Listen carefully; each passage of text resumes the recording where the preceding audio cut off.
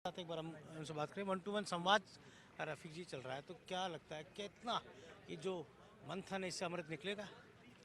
देखो, मंथन से अमृत जरूर निकलता है, इसमें कोई दो राय नहीं है। और जब मंथन पार्टी के शीर्ष नेता एक किसी भी पार्टी के लिए जब उसकी सरकार और उसके अंदर अगर सबसे बड़े पद की अगर अपन बात करें तो या तो प्रदेश अध्यक्ष या प्रदेश का मुख्यमंत्री, और या इन सब के ऊपर अगर पार्टी की बात करें तो उनका प्रभारी। मुझे खुशी है कि तीनों यहाँ 3 दिन से बैठे हुए हैं, एक एक आदमी से 1-to-1 संवाद कर रहे हैं। तो जो एमएलए के मन में है, उनके उनके मन में अगर कोई ग्रीवेंसेस है, कोई शिकायतें हैं, उसका समाधान भी होगा। और जो पार्टी की एक्सपेक्टेशन है कि पार्टी एमएलए से क्या चाह रही है, जैसे हम बाड़ेबंदी में थे, मुख्यमंत्री ने कहा कि जितने भी आदमी मेरे साथ में रहे मैं उनका अभिभावक बन के काम करूंगा। उनके लिए ये चुनौती भी है कि अगर किसी आदमी की पोजीशन ठीक नहीं है विधानसभा में और वो उसकी जीतने मुश्किल है तो उनको संबल दिया जा रहा है। हम जैसे लोगों को ताकत दी जा रही है कि आप लोग जो पहली बार जीत के आए हो वो कैसे दूसरी बार जीत के आओ, इसके लिए कैसे काम किया जाए।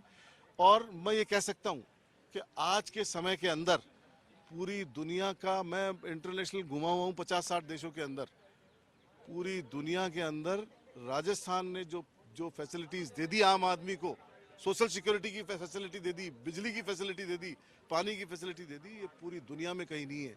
पूरी दुनिया का कोई देश ये नहीं कहता कि 850 रुपये दो और पूरे फैमिली के सारे मेंबर्स का 25 लाख रुपए तक की बीमारी का इलाज फ्री। पूरी दुनिया में नहीं मिलेगी आपको ऐसी पॉलिसी। अगर आप डेवलप्ड कंट्री में जाओगे, अमेरिका में जाओगे, यूरोप में जाओगे, वहाँ भी जब आप ये देखोगे तो प्रीमियम बहुत ज़्यादा मिलेगा, सरकार की तरफ से बहुत लिमिटेड फैसिलिटी मिलेगी या सरकारी हॉस्पिटल में मिलेगी।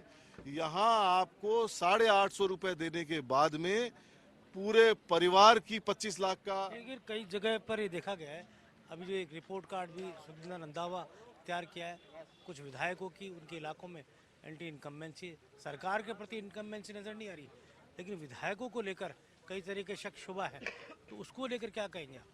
एंटी इनकम्बेंसी हो सकती है।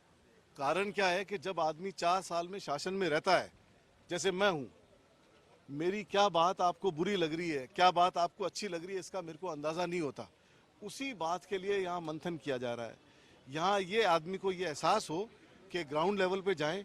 जो अभी हमने हाथ से हाथ जोड़ो एक पूरी स्कीम चलाई, अभियान चलाया, उस पूरे अभियान का मतलब यही है कि आप हर घर को टच कर रहे हो।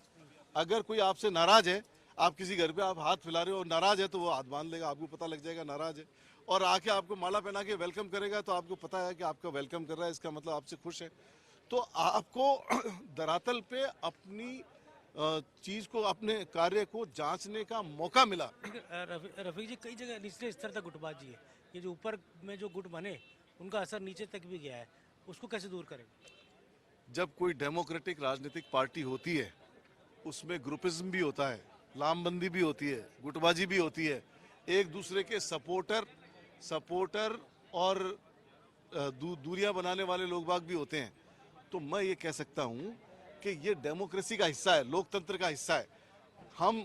हम वो लोकतंत्र नहीं देखना चाहते जिसमें दो ही आदमी अपना इशारा करे और दो ही आदमी अपनी बात बोले और जनता सुने। ऐसा नहीं है। लोकतंत्र वो है जिसमें हर आदमी की बात सुनी जाए। गुटबाजी बीजेपी में भी बहुत ज़्यादा है, उसमें तो मेरे ख्याल से हमसे बहुत ज़्यादा बहुत सारे आदमी हमारे से, हमारे यहाँ तो आप एक लिमिटेड ग्रुप की बात करोगे, वहाँ तो ग्रुप ही ग्रुप है, वहाँ समझ में ही नहीं आ रहा कि कौन सा ग्रुप किसके साथ में है। तो ग्रुपिज्म से कोई फर्क नहीं पड़ेगा। मैं ये कह सकता हूँ कि पार्टी एकजुट है और हम एकजुट होकर चुनाव लड़ेंगे, सरकार बनाएंगे। रफीक खान जी से बात हुई और जिस तरह का ये पूरा घटनाक्रम है, इसको लेकर कहा जा सकता है विजेंद्र की